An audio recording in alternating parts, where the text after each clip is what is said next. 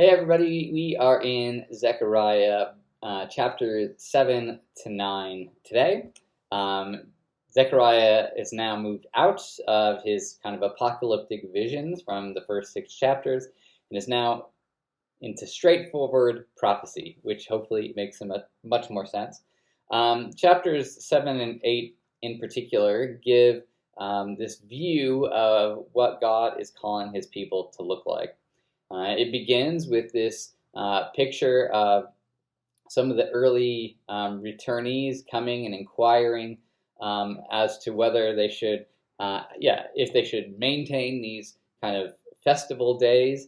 And Zechariah challenges them and says, "Really, are you really serious about this?" And he asks this question about, for the last 70 years that you have experienced exile, have you just been maintaining these things for the sake of maintaining them for yourself?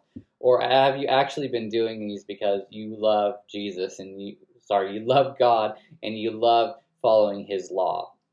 And then he goes on to describe what God is actually looking for. God's not looking for repetition and routine that we think is either mindless or we're only doing it because we feel like if we don't, God will be angry at us.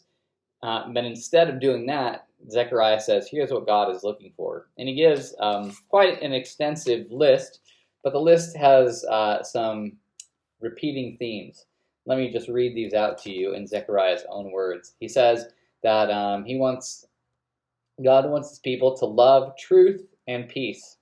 He wants his people to speak truth to one another, to render true and sound judgments in your courts, to not plot evil against one another, to speak the truth rather than loving swearing falsely, to administer true justice, to show mercy and compassion to one another, to not oppress the fatherless, widow, and the foreigner, and again, to not plot evil against one another.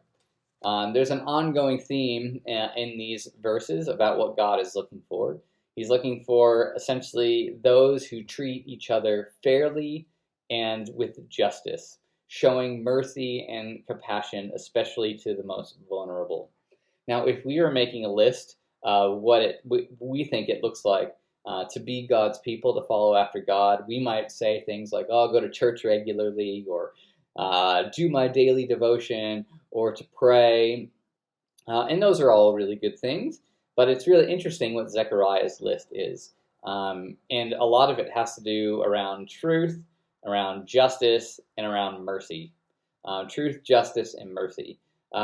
Being people who live lives where what we say matches what we do, that we don't speak falsely or live falsely, and that we are not trying to harm each other. We're not plotting each other's ruin or downfall or harm, but rather we show kindness, justice, and peace, especially to those who are most vulnerable. And then we are people that seek out justice. Justice, as we've talked about over these last 2 years, simply means the way God designed things to be, putting things to rights. So justice isn't necessarily just about punishing wrongdoers. Justice means living in such a way that is exactly how God intended things to be. So if you see someone who is hurting and in need of help, you actually help them because it's not God's justice to leave them in their place of distress. If you see evil kind of running rampant, it's unjust to sit back and do nothing about it, but to actually call it to account and bring judgment on that, and saying this is not going to happen like this where we live.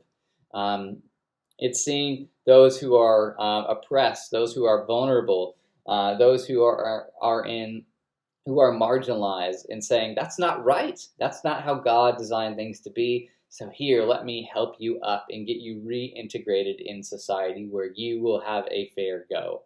That's what justice means. And the prophets are really interested in being a society of people that are on about justice. The New Testament often speaks about this. Usually Jesus, through his parables, relays this information that God is calling us not just to be kind people, but people who actually show justice, who are fighting for justice, that want to see the wrongs made right in this world, that we extend kindness and generosity to those who need it most.